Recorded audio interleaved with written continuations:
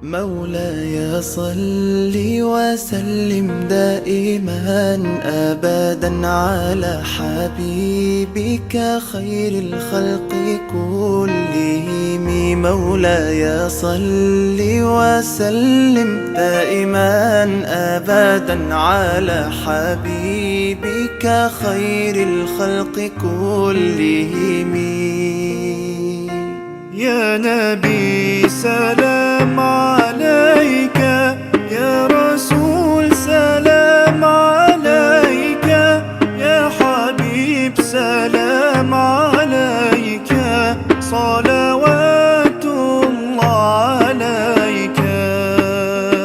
صل على النبي وتبسم، ده النبي تبسم وتبسم، ده النبي تبسم. اللهم صل عليه. قلبي المتيم كلما صلى. أعوذ بالله من الشيطان الرجيم. ومن يعظم شعائر الله فإنها min taqwal qulub. Barang siapa mengagungkan syiar-syiar Allah Subhanahu wa taala, maka sesungguhnya hal itu timbul dari ketakwaan hati. Faqala Nabi sallallahu alaihi wasallam, akrimul ulama fa innahum warasatul anbiya, faman akramahum faqad akramallah wa rasulah. Warahul Khatib an Jabir. Muliakanlah olehmu para ulama, karena mereka adalah pewaris para nabi. Barang siapa memuliakan mereka, berarti memuliakan Allah Subhanahu wa ta'ala dan Rasulullah Muhammad sallallahu alaihi wasallam. Hadis riwayat Imam Khatib melalui Jabir radhiyallahu anhu. Salatullah wa salamuhu kita haturkan kepada baginda Rasul Sayyidil Wujud Sayyidina Muhammad Rasulullah sallallahu alaihi wasallam. Allahumma salli ala Sayyidina Muhammad wa ala alihi wa sahbihi wa sallim. Al-Mukarram Sahibul Fadilah, gurunda tercinta Hadratus Syekh Kiai Haji Muhammad Zaidi Jalaluddin bin Kiai Haji Abdus Badri yang kami taati dan kami muliakan. Al-Mukarram Dr. Andes Kiai Haji Ahmad Fauzi Mihfaza Kiai Haji Abdus Badri yang kami taati dan kami muliakan. Keluarga besar, putra-putri, cucu-cucu beliau, anak-anak beliau, cicit-cicit beliau, para pencinta beliau. Tak kalah pentingnya putra beliau yang bungsu, Al-Mukarram Al-Ustadz Haji Ahmad Zuhdi Halimi Haji Abdus Badri yang kami taati dan kami muliakan. Hadirin para undangan, bapak-bapak, ibu-ibu, mobil khusus akhina fillah Al-Mukarram Al-Ustadz Usman Rolibi Haji Usman Rolibi Haji Sayuti SPDI yang kami muliakan. Hadirin hadirat yang tak dapat saya sebutkan namanya satu persatu, radhiyallahu anhum. Al-Fatihah.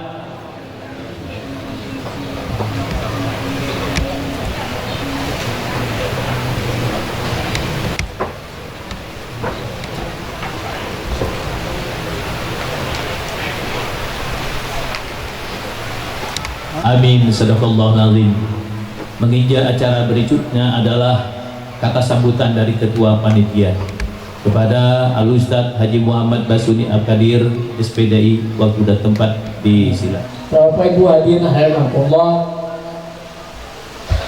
latar belakang kenapa di rumah ini banyak sarang dan lain sebagainya, tidak di masjid, Nah, kalau masjid terus terang ini yang ketiga kali kita peringati di masjid. Kenapa kami dipercayakan oleh jemaah? Tapi mengingat karena beliau banyak meninggalkan kenang-kenangan sejarah yang sebagian ada yang tidak berjalan, bukan tidak berjalan. Selawat alhamdulillah bertambah dengan dilanjutkan oleh putra beliau sehingga sampai sekarang masih lestari walaupun sudah mungkin generasi ketiga. Mama neneknya, ibunya, sekarang cucunya yang ikut selawat dari akhirat. Nanti kita dengarkan biografinya. Saya tidak kesana, hanya kita latar belakang peringatan di rumah. Untuk apa? Untuk meninggalkan, jangan sampai hilang kenangan. Salah satu untuk semangat. Wa yuwadilaimakumullah. Kalau di masjid itu logis, mantap, cucu. Dan inilah rumah. Jadi saya bukan cerita sejarah. Ya, bagian kecil kita karena datuknya yang ikut hadir setiap beliau menempati rumah ini 72 salat subuh berjemaah, subuh jemaat tetap sajadah, hampir seluruh masjid sudah mengikuti wirid subuh, apalagi yang wirid maghrib subhanallah subhanallah alhamdulillah, hampir seluruh masjid itu masih ada akhirnya pengajian-pengajian dan setiap maghrib mungkin nanti yang membacakan sejarah beliau perjalanan untuk yang tahun berapa dan berikutnya beliau bicara sejarah sebelum 60 sudah ada. Rasa itu saja ya, artinya latar belakang di rumah inilah sosok rumah orang yang namanya sampai sekarang masa kita peringati untuk kita dalam jalan hidup dan kehidupan bisa tenang, tidak begitu menghadapi dunia karena dua ini macam-macam. Apa saja dengan bahasa apalah macam gitu. Ustaznya begitu, tapi jalan hidup dan lain sebagainya. Karena kita akan menjalani hidup, ada modal hidup dan modal mati ya pasti. La ilaha illallah, tambah dan sebagainya. Ini motivasi dorongan kami pertama memilih rumah dan memperingati secara sejarah bapak-bapak dan ibu-ibu hadirin jemaah sekalian 17 tahun yang tidak ada seperti ini. Terakhir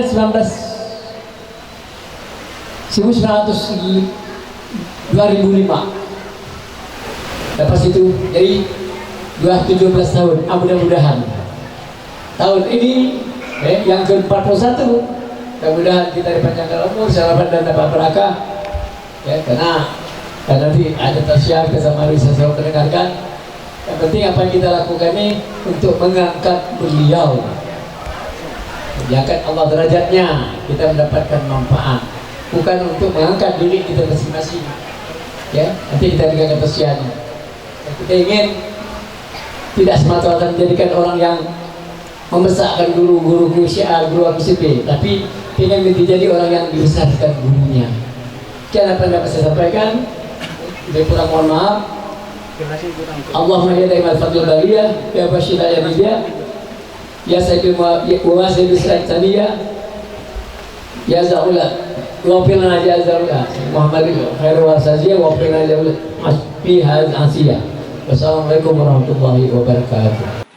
Tidak berlebihan kiranya untuk mengetahui sejarah-sejarah yang cemerlang yang dirintis oleh Hadratus Syekh Kiai Haji Abdul Badri, oleh putra beliau, dan saat ini sedang berlangsung oleh cucu beliau.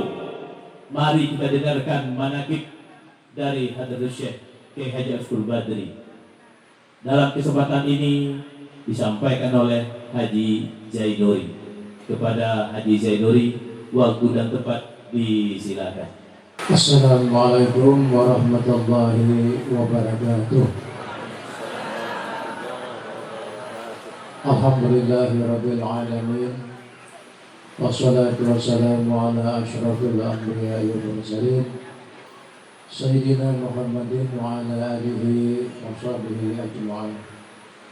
اللهم صل على نور الأنوار وسير الأسرار وطريق الأغيار ومفتاح باب اليسار سيدنا محمد المختار وآل الأطهار وأصحاب الأخيار عدد نعم الأدوار.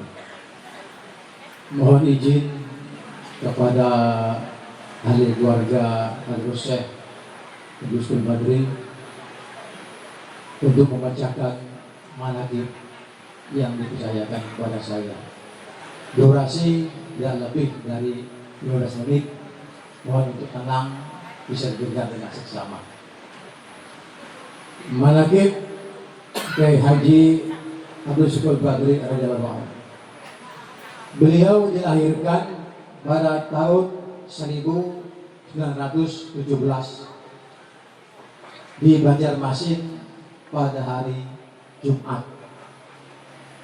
Beliau adalah anak bungsu dari 4 bersaudara dan 3 saudara beliau adalah perempuan. Kakak pertama bernama Borlan, yang kedua bernama Berlian, dan yang ketiga bernama Cemerlang. Kelahiran beliau memang sangat-sangat dinantikan oleh ibunda tercinta. Karena sebelum beliau lahir, ibunda tercinta bermunajat kepada Allah SWT agar bisa punya anak laki-laki dan diharapkan untuk bisa menjadi seorang ulama. Sebagai ikhtiar dari rasa ingin tersebut, sang bunda berpuasa selama 40 hari tidak makan nasi kecuali hanya makan sayur, agar supaya harapan tersebut bisa terkabul. Dan memang menjadi kenyataan, lahirlah seorang anak laki-laki. Namun belum lama dalam belayan kasih sang ibu, tatkala beliau masih berusia menyusui, ibunda tercinta meninggal dunia. Dan beliau hanya dalam belayan kasih sayang seorang ayah yang bernama Guru Badri. Pada usia 6 tahun, beliau dibawa pindah oleh sang ayah dari Banjarmasin ke Sukamara. Dan ketika berdomisili di Sukamara, ayah dan tercinta pun meninggal dunia. Jadilah beliau anak yatim piatu. Dan beliau diasuh oleh paman-pamannya di Sukamara. Salah satu paman beliau yang mengasuh beliau adalah dengan panggilan Datuk Unggal Yaseh. Dalam asuhan sang paman, beliau mempelajari ilmu agama, dan guru pertama yang beliau hadapi adalah bernama Mualim Jabar di Banjarmasin. Pada usia 18 tahun, beliau berangkat menuju Mekah Al-Mukarramah untuk memperdalam ilmu agama.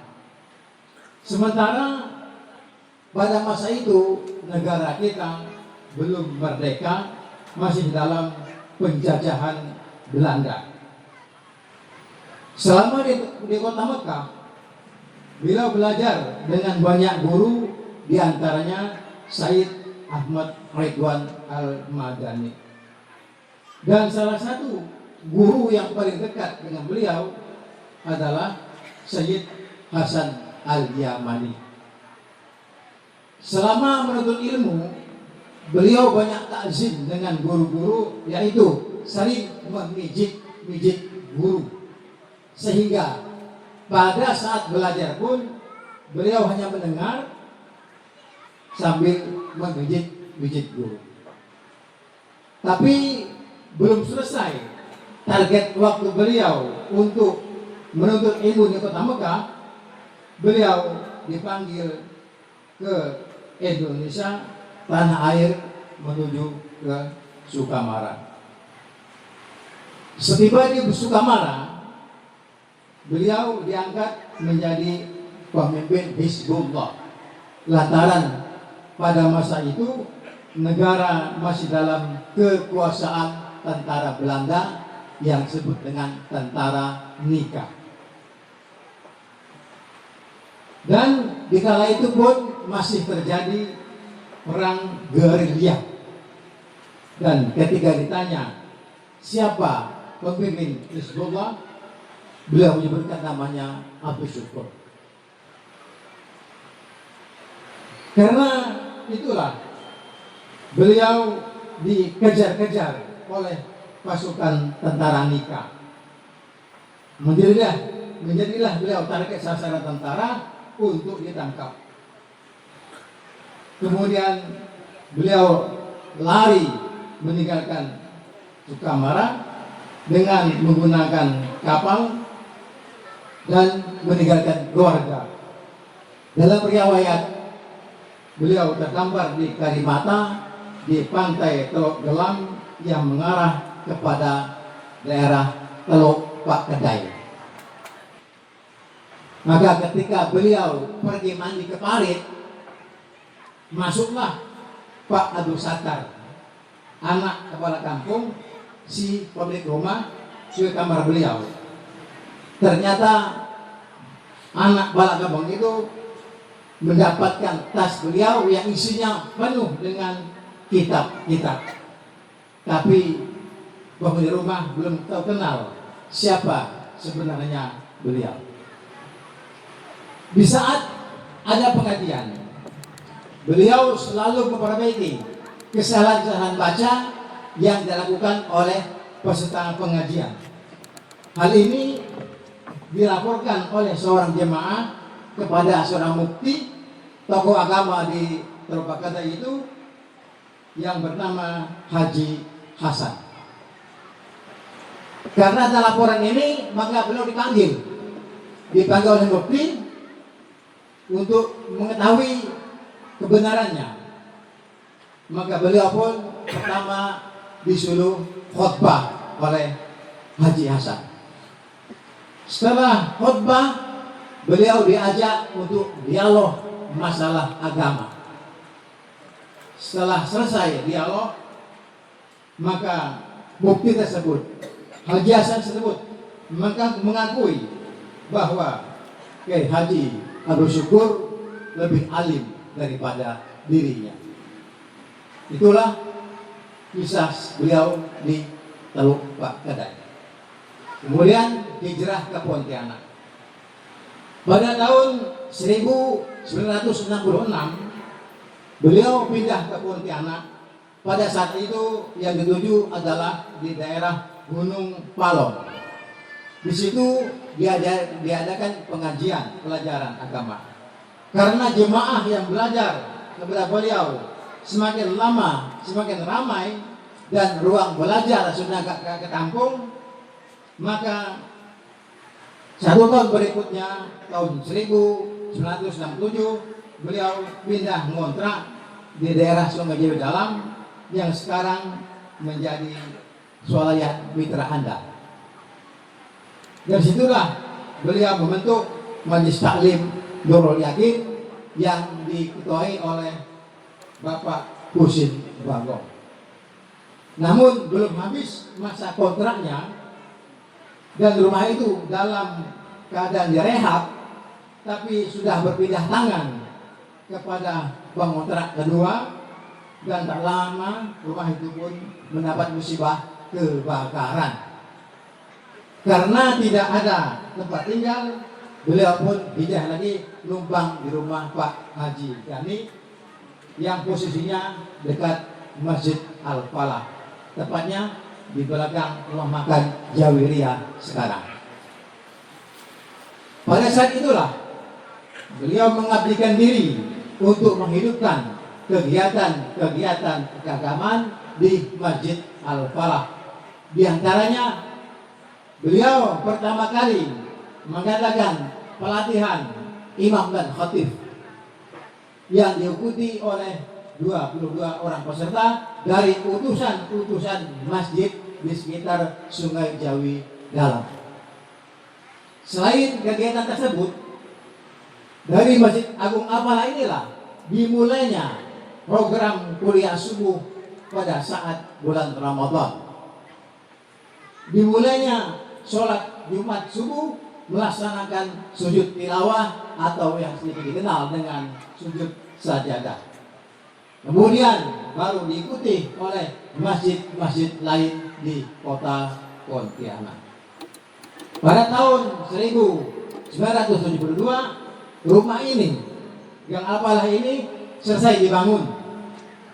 Di rumah inilah beliau membuat program pelajaran 3 kali dalam 1 minggu.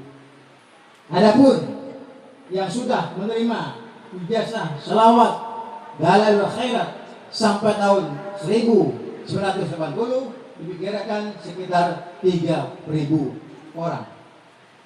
Sebelum wafat, beliau telah mewasiatkan kepada murid-muridnya yang diizinkan untuk menurunkan selawat Dalailul Khairat adalah sebanyak 11 orang. Adapun nama-nama tersebut adalah 1. Bapak Kiai Haji MZ Jalaluddin, putra beliau. 2. Pak Ustadz Ahmad Qasim Al-Faza, putra beliau. 3. Pak Ustadz Muhammad Zuli Hilmi, putra beliau. Yang keempat, Pak Ustadz Haji Muhammad Basuni Al-Qadir. Yang kelima, Bapak Abdurrasyid Mahmud almarhum. Yang keenam, Bapak Abu Bakar Idris almarhum. Yang ketujuh, Bapak Ustadz Ibrahim Semak almarhum. Yang delapan, Bapak Haji Majidi Ibrahim almarhum. Yang sembilan, Bapak Abdul Rahman almarhum. Yang 10, Hajar Nursiah binti Haji Hasan almarhumah. Dan 11, Ibu Haja Aminah almarhumah.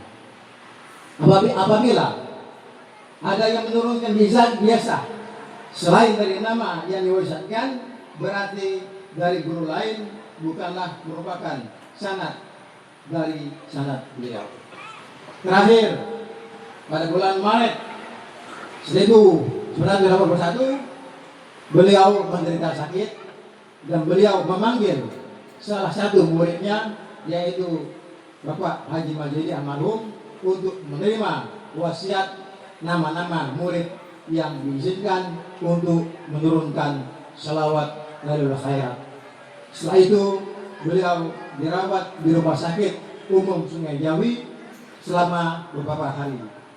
Pada hari Rabu, tanggal 1 April tahun 1981, beliau dibawa pulang ke rumah dan beliau pun menembuskan nafas terakhir pada malam Kamis di saat waktu sholat maghrib.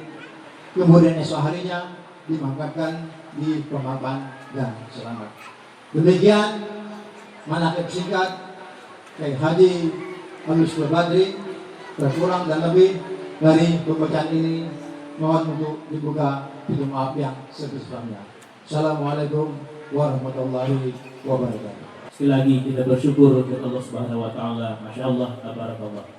Menginjak acara selanjutnya, kita mohonkan kesediaannya kata sambutan dari Bapak Wakil Wali Kota Pontianak kepada Yang Mulia Bapak Bahasan Sarjana Hukum, waktu dan tempat di silakan.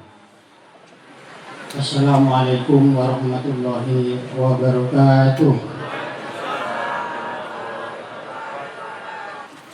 Baiklah Bapak Ibu hadirin sekalian, pertama-tama saya atas nama pribadi dan pemerintah Kota Pontianak mengucapkan atau menyampaikan apresiasi yang setinggi-tingginya dengan terselenggaranya Hall Akbar ini. Ini adalah suatu merupakan